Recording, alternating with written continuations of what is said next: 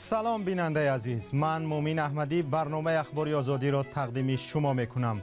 امروز 9 نوامبر است. سرخط خبرها.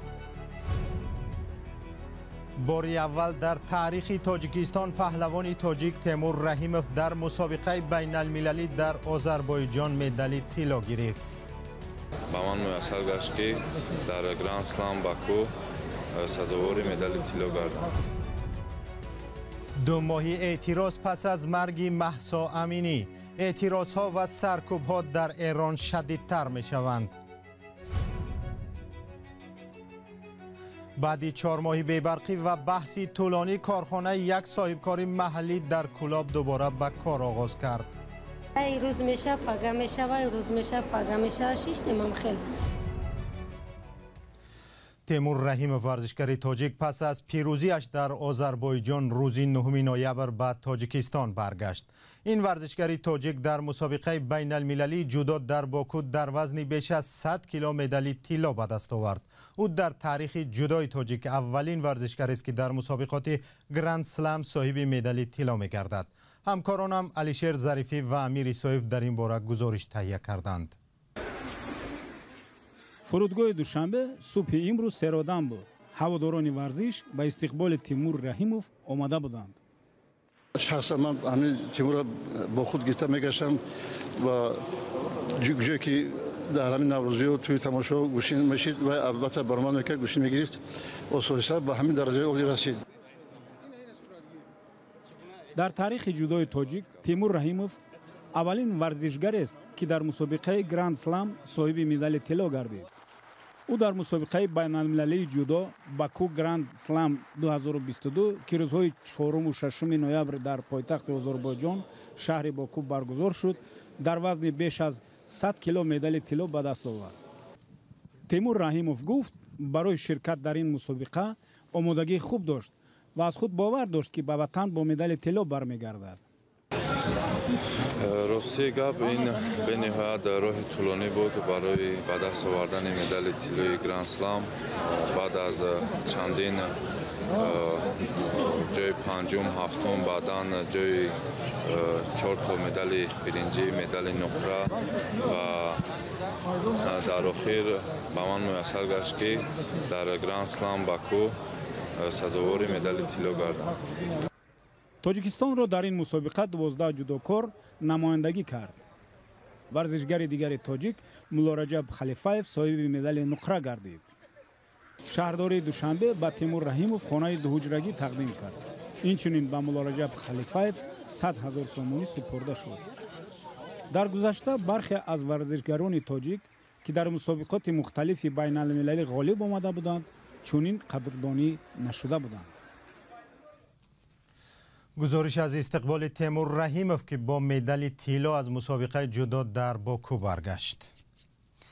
در کنج و کنار ایران اعتراضگران از سرنگونی رژیم جمهوری اسلامی دعوت میکنند. در 2 ماه اخیر بسیار ایرانی ها در عزم خود قوی تر می شوند. این نوبت طبیعت اعتراض ها از گذشته ها فرق می کند.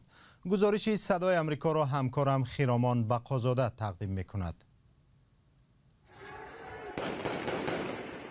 دارن تیر جنگی میزنن.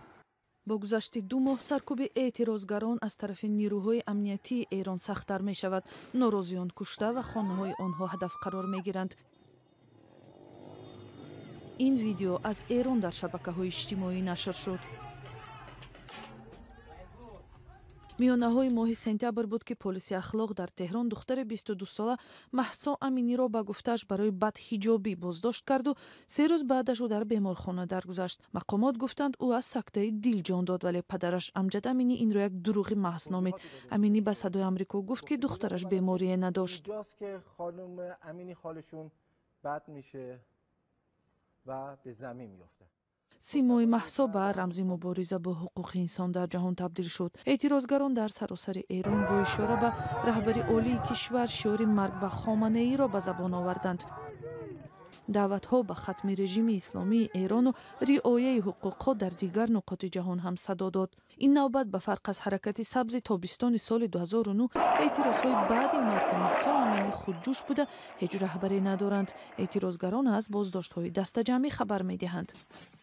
бисёри онҳо ҳоло дар эвини теҳрон ҳастанд ки чун зиндони маҳбусони сиёсӣ ном баровардааст. моҳи октябр инҷо сӯхторе сар зад ва садои тир шунида шуд. мақомот гуфтанд зиндониҳо дар фикри фирор буданд, вале дигарҳо гуфтанд ки дар асл беназмиҳоро худи маъмурони зиндон шурӯъ карданд. вашингтон пост гуфт дар сӯхтор дасти кам 8 нафар ҷон дод. хабарнигори садои амрико сиёмак деҳқонпур бо як зиндоние ки дар эвин нигаҳдорӣ шудааст суҳбате кард. садои ӯ бо далелҳои амнияти дигар шудааст. خیلی به شدت باشون بدرفتاری میشد. افسر نگهبان بهشون توهین میکرد، رئیس بند بهشون توهین میکرد. خب چون اینا فکر میکردن خب بچهای سیاسی همه زندانی تازه این زندانی سابق گفت از داخل اوین فرار کردن نمیشود چون با سنگ و آهن ساخته شده است. این همه رویدادها در حالی است که از حادثه گروگانگیری دیپلمات‌های آمریکایی در تهران 43 سال پر شد. این حادثه سال 1979 همان زمان رخ داد که تندروهای اسلامی شاه را سرنگون و نظام اسلامی را جاری کردند. ولی ایرانی‌های امروزه بیشتر دنیوی بوده با طلب‌های قانون و پوشیدن حتمی حجاب زنان راضی نیستند. این همان قانونی است که باعث بازداشت و مرگ امینی شد. ایرانی‌های عادی میگویند نمی‌دانند که بعد این چی می‌شود و تا کجا حکومت در سرکوب اعتراضگران صلح‌آمیز پیش خواهد رفت.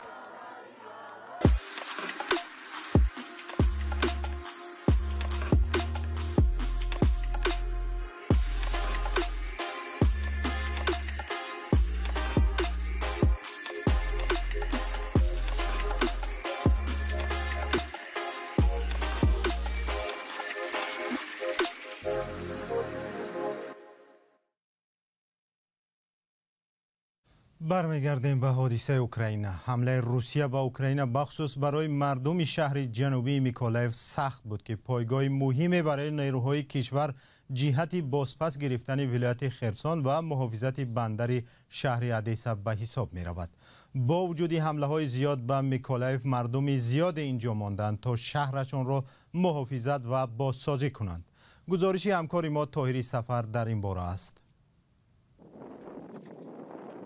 با پیشروی نیروهای اوکراین به سمت خرسون تمرکز در جنگ 8 ماهه به جبهه اول جنگ در جنوب روانه شده است. هدف اصلی هجوم‌های روسیه به جنوب اشغال بندری مهم در شهر ادیسا است. ولی نیروهای اوکراینی در میکولایف مانع پیشروی نیروهای روسیه شدند. با وجود آنکه سربازان اوکراین خط مقاومت را از میکولایف دور بردند، ولی ساکنان شهر همه روزه جبری حمله‌های بیرحمانه توپخانه‌ها را میکشند و بار سنگینی حمله های توپخانه های روسیه را. خانه اولگا چند پیش در نتیجه حمله موشکی روسیه از بین رفت. او اعضای اویلش را از زیر خرابه های خانهشان بیرون آوردند. او چند ساعت بعد از حمله با صدای امریکا صحبت کرد. من از فریاد همسایه ها بیدار شدم که داد می زدند چیزی به سمت خانه ما پرواز می کند. تمام خانه های اطراف ما تیرزه ندارند، هیچ چیز ندارند.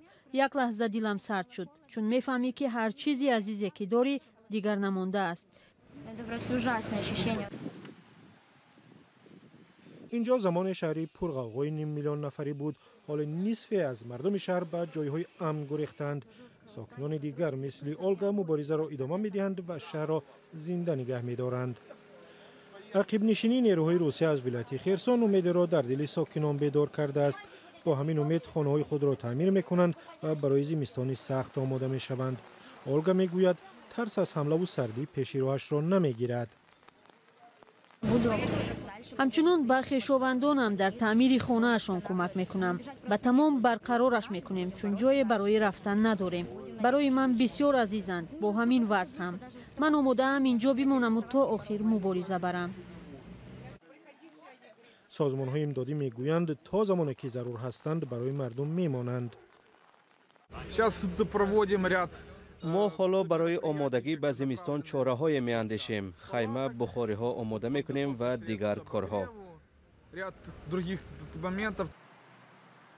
میکولایف یگانه شهر اوکراین نیست که در میان آتش جنگ دو طرف مانده است. اگرچه ویران شده است ولی مردمش قوی و قدرتمند ایستاده نمونه برای بقیه کشوری در حال جنگ شدند.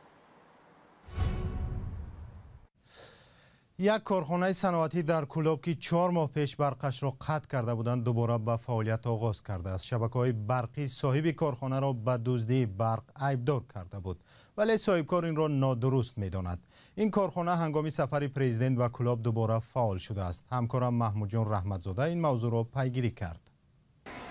کارخانه اوریون رستم در شهر کلوب پس از 4 ماه بی‌برقی صاحب برق شد. حالا کارش را دوباره به راه آورده است. کارگران شرکت خوشحالند که کارشون را شروع کرده اند. آنها میگویند پیش از آمدن پرزیدنت کشور به کلوب با برق تامین شدند. اکنون زنها به استحصال محصولات کشتی مشغولند. این همی پرزیدنت آمدن چند همی روزی پرزیدنت آمدن و سوید من دادن. کارخانه حسیب براری یکی از کارخانه‌های فعال کلوب است. صاحبان شرکت با مقصد به کار تامین کردن محض زنان خانه‌نشین را استخدام کرده است. حتی برخی از زنان بیش از 10 سال می شود اینجا کار می کنند. گلشنبه آی احمدова زنی تنهاست و 2 فرزندش را خودش بزرگ می کند. 4 ماه اخیر کارخانه فعال نبود و گلشنبه مجبور شد زندگیش را از حساب برادرانش پیش برد. شیشتیم خانه در بابوی اینجا کدای روز میشه پگا میشه و روز میشه پگا میشه شیشتیم هم خیلی. ای شوتی اکا دادر و تا و چه خورده شیشتیم. 4 ماه پیش شبکه‌های برق قوه برق کارخانه را خاموش کرده بود. رهبریت شبکه‌های برق مالکان کارخانه را در دزدی برق متهم کردند. اما رهبریت کارخانه با اصرار میگفت که شرکت پول برق را پیش پرداخت کرده است. صاحبان کارخانه شبکه‌های برق را به دادگاه کشیدند. دادگاه اقتصادی ولایت ختلان شبکه‌های برق را 647,330 سومان جریمه کرد. تیمور تبروف سردار شبکه‌های تقسیمات برق در کلوب جریمه کلان را تصدیق کرد. با گفته او با دستور رهبریت بالایی قوه برق کارخانه داده شد. حالا رهبریت شبکه‌های برق تصمیم گرفته است علیه حلنامه دادرس و زینه‌های بالایی دادگاه شکایت برد. رهبریت کارخانه میگوید که آنها آماده اند تا آخر مبارزه را ادامه دهند. حتی برای کارشان این متخصص را از ازبکستان آورده اند. این محصولات چخارشون برای برآوردن محصولات نو با تجهیزاتی که از استرالیا آوردن کار میکنیم. هدف ما استحصال گوشت و حسیب نغز با استفاده از ادویه ها است. برای تبادل تجربه از ازبکستان آمدیم. تجربه علمش چون ازبکستان صاحبان کارخانه بعد آمدن برق تجهیزات نو خرید کرده اند. آنها تلاش دارند فعالیت خود را وسیع‌تر کنند. با گفته مسئولین شرکت در 4 ماه بی‌فعالیتی 10,000 سومانی ضرر دیدند. در کارخانه تا روزی فعال بودند 36 نفر کار میکرد. همه کارگران دوباره به کار جلب شده اند.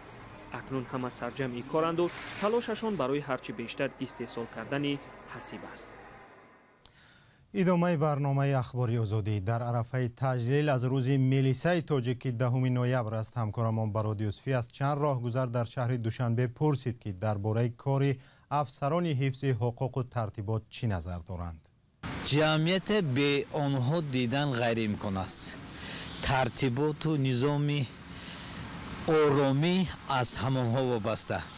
نو هست در جمعیت همه یک نمود نیست، هر پنجه یک نیست. از همین خاطر بعضن میشه که کارمندای حفظ حقوق که رفتار خوب ندارن، همین خاطر بدنام کردن همین کارمندان حفظ حقوق به وجود میاد. نباشد ما قدر بدی کارمنداش ندیدیم راستی، ولی سر به سر نشیدیم. اگر اونو نباشه این قدر تاجیکستانی همه مردم همه به اختیار خود چیکارایی نمیکنن. گفتنی دارم که همین کارمندای ملیسایی که بسیارتر رید گذارانه خوبتر می شود. برای اینکه اون که جای جمعیتی بعضی هستایی که مهمون از دیگر دولت ها می آیم، بعضی بچه‌هایی که می بینیم اشتهاره که جشنواره بهترین جشنواره خارطی نکنن. که خردسالی ما همین کسب شوق داشتم خودم نتونستم داخل شدم. مقصد انشالله آینده فرزند آینده میخوام. برنامه اخباری آزادی به پایان رسید. خبرهای نو و بیشتر را شما در سامانه رادیو آزادی و در صفحه‌های رادیو آزادی در فیسبوک، اینستاگرام، تلگرام و تیک تاک پیدا و تماشا کنید. خوب و خوش و کامگار. خدا نگهدار.